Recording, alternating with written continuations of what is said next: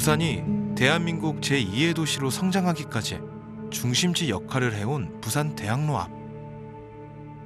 태어난 곳이죠. 태어난 곳이고 지금도 살고 있는 곳이고 아마 죽을 때까지 부산 사람으로서 부산에 계속 있어야 되는 나의 터전이 되는 곳이 부산이라고 생각을 합니다. 제 주변의 친구들을 보게 되면 저와 나이 또래가 비슷한 친구들이 사실 부산을 떠나는 경우들이 많이 보이거든요. 부산에서 나고 자라 시의원이 된 반선호 씨. 그와 함께 부산 대학로 앞을 둘러봤습니다. 너무 오랜만에 왔는데 좀 충격적입니다. 예전 같으면 대학생들로 북적여야 할 거리. 하지만 이제 부산에서 가장 높은 공실률을 기록했습니다. 25.6%. 상가 4곳 중 하나가 비어있는 겁니다. 사실 10년 전에 제가 대학교 다닐 때하고는 다 전혀 다른 상황인 것 같아요. 부산대학교 앞이 이렇게 될 줄은 아마 아무도 몰랐을 것 같고, 부산대가 그래도 부산의 대학생들의 맥하고 소비활동이 이루어지는 곳인데 이게 언제부터 이랬는지도 사실은 스스로 반성도 좀 하게 되는데, 이게 뭔가 방법을 찾아야 될 것 같아요. 어쩌다 이렇게까지 되었을까? 부산의 미래를 고민하는 시의원이자 청년 정치인으로서 이게 단지 부산만의 문제는 아닌 것 같아 더 걱정입니다. 대한민국의 마지노선의 시간이 다가온 것 같다. 부산이 아마 대한민국의 거울이 될 것 같은 생각이 조금 들어요. 대한민국 전체의 문제가 될 수도 있거든요. 단순히 상권이 사라진 것이 아닌 부산의 인구가 급격히 줄고 있는 심각한 상황. 부산의 재정 전망을 연구하는 박충훈 박사도 인구 절벽이라는 말을 여실히 느끼고 있습니다. 심리적인 마지노선이라고 볼 수 있는 그 350만 벽이 무너졌고, 또 2023년에는 이제 330만 벽도 무너졌습니다. 부산 인구 유출률, 즉 연령대별 인구가 빠져나가는 비율을 보면 문제는 더 심각합니다. 청년층이 눈에 띄게 빠져나갔죠.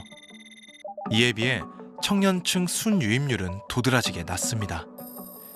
경제활동의 핵심이 되는 청년 인구가 급격히 줄고 있다는 거죠.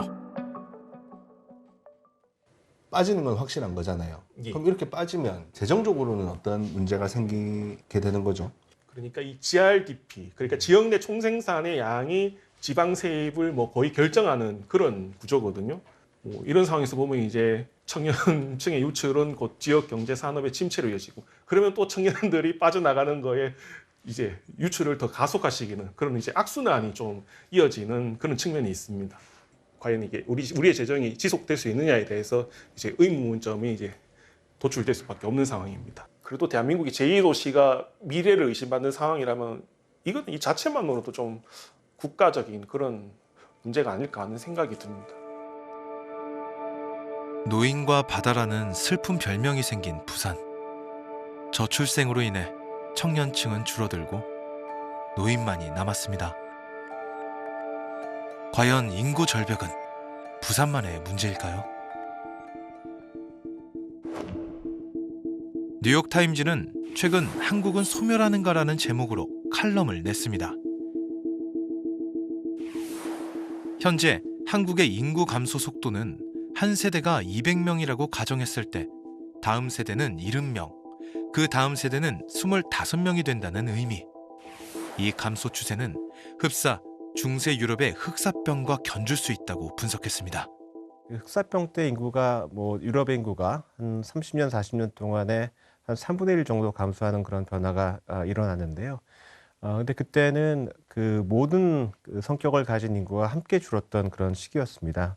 그러니까 나이가 더 많이 들었다고 해서 많이 돌아가신 건 아니고, 젊었다고 해서 많이 살아남은 것도 아니고요. 근데 지금 한국이 직면하고 있는 인구 변화라고 하는 것은 인구 구조가 굉장히 빠르게 변하는 그런 변화입니다. 인구와 경제를 연구하는 이철희 교수. 그는 인구가 줄어든다는 것 그 자체보다도 인구 구조가 변화한다는 것에 집중합니다. 1970년 우리나라의 인구 구조는 삼각형, 출생률이 높은 구조입니다. 2002년에는 구조에 변화가 생겼지만 아직은 안정된 삼각형 구조를 유지하고 있습니다. 10년 후 2022년 저출생으로 아래쪽이 급격히 좁아졌습니다. 저출생 문제의 골든타임이 시작됐다는 신호죠. 이대로라면 2072년 대한민국 인구 30%가 사라집니다.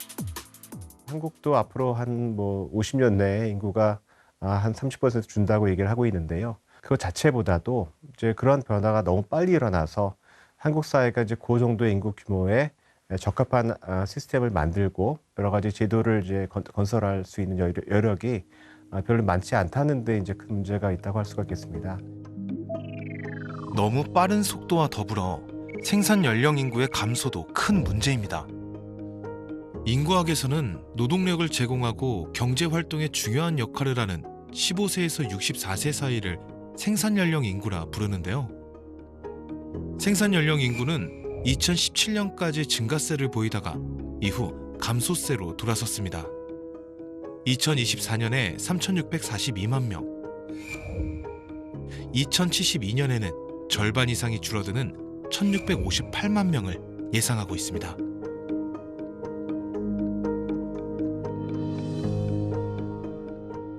인구의 급격한 감소는 생산 연령 인구, 즉 노동력의 감소로 이어지는데요. 이 충격을 일찌감치 체감하고 있는 곳이 있습니다. 광주의 한 중소기업. 인공지능 기술을 영상 감시 장치에 도입해 화재, 폭발 등 재난을 미리 감지하는 첨단 기술을 보유한 회사입니다. 2001년에 설립해 꾸준히 성장하고 있는 회사.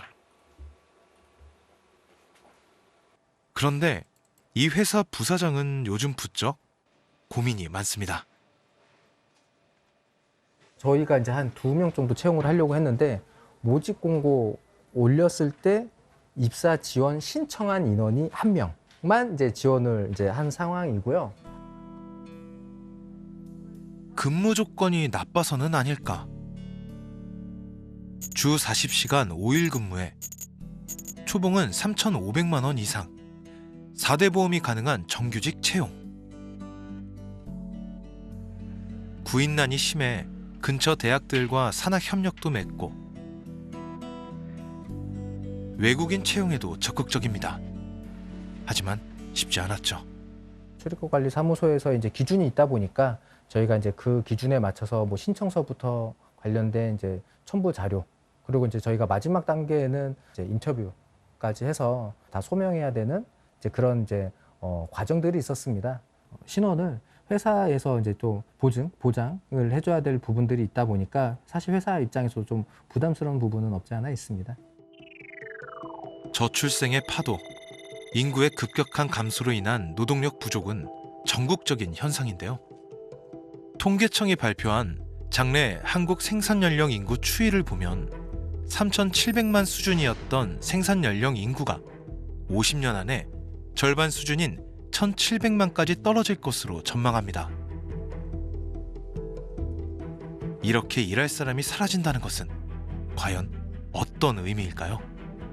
미래 재정을 연구하는 학자 전영준 교수는 재정 분야에도 골든타임이 왔다고 말합니다. 저출생이 계속되면 우리에겐 어떤 일이 벌어질까? 제작진은 미래 대한민국의 조세부담 시뮬레이션을 진행해봤습니다.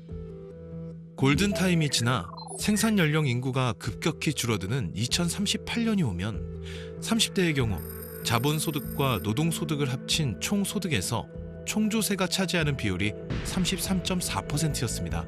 50대는 이 비율이 42.3%까지 치솟았죠. 여기서 총조세란 조세, 사회보험료, 준조세 이 모두를 합친 것인데요. 생산 연령 인구가 반토막이 나는 2072년이 되면 상황은 더 심각합니다. 30대는 총소득의 37.3%를, 50대는 무려 48.7%를 세금으로 내야 합니다. 충격적인 결과죠. 미래 세대의 부담과 국가재정 악화로 이어진다는 의미이기도 합니다. 인구 고령화가 진행되면 지출 증가 요인으로 작용하고 수입 감소 요인으로 작용하기 때문에 앞으로의 우리나라 정부의 그 정부 재정은 훨씬 더 악화될 것이다. 저도 자식이 있는 부모로서 자식한테 빚을 갖다 떠넘기려고 하는 부모는 아마 별로 없을 겁니다. 아마. 근데 우리 공적 부모 이제 재정 정책을 통해서 지금 부모 세대는 자녀 세대한테 빚을 체계적으로 떠넘기고 있거든요. 인구 고령화가 이렇게 우리나라 같이 이렇게 극단적으로 빠르게 진행될 경우에는 굉장히 위험하다. 우리는 이 연구 결과를 5명의 시민들과 나눠봤습니다.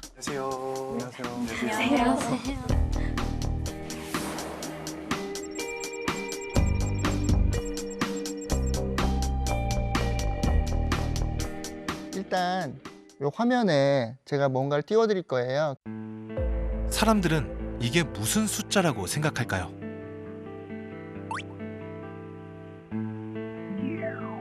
이 숫자는 현재 40대인 1981년생 한기현 씨의 2038년 총 소득 대비 총조세 비율을 뜻합니다.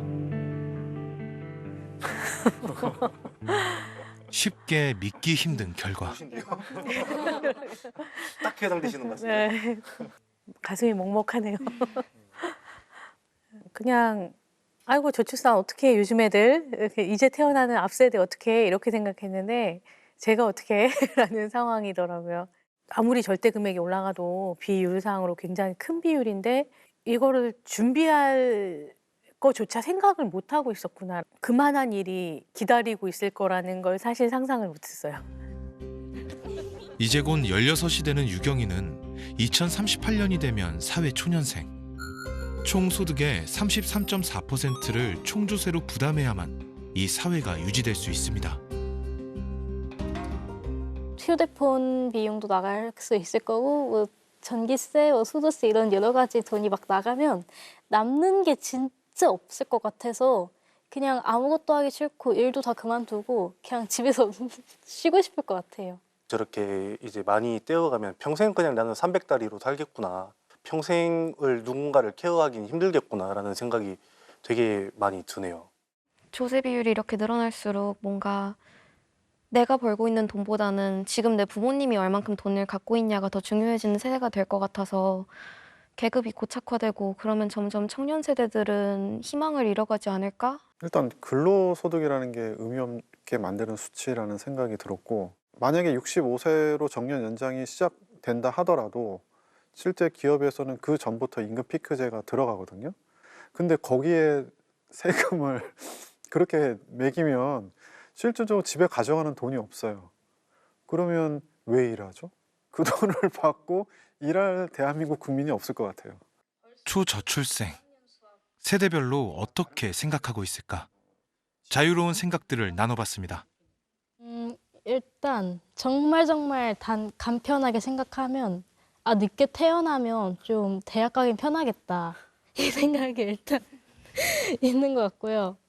제 입장에서는 뭔가 제가 나중에 컸을 때 국가의 압박이 엄청나게 심해질 것 같아요. 꼭 아기를 낳아야 한다. 그럼 지금 압박을 받고 있는 대상은 저 아닌가요? 이렇게 생각을 해보면 결혼을 하고 아이를 낳게 되면은 나는 여행도 못 가고 친구들이랑 놀지도 못한다 라는 생각을 하고 있는 분들이 정말 많더라고요. 맞벌이 했을 때 가장 현실적으로 좀 아쉬웠던 건 오히려 시간 부족이었었어요.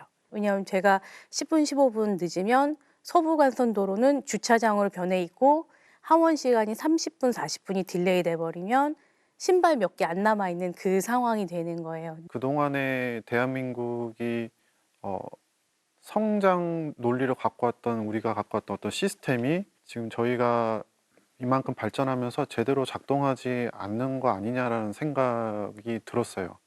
좀 우려가 되는 거는 이제 정보를 갖다 확 공개를 해놓으면 이거 상황이 이렇게 안 좋은데 내 자녀 낳아도 될라나 하는 그런 우려가 더 커질까 조금 염려가 되긴 해요. 재정 건전성 회복을 위한 재정 개혁이 시급히 이루어지고 향후에 이제 상황이 호전될 거라는 그런 메시지를 갖다가 충분히 주면 출산율도 높아지고 결혼도 더 빨리 하고 이렇게 되지 않을까 하는 희망을 가지고 오고요.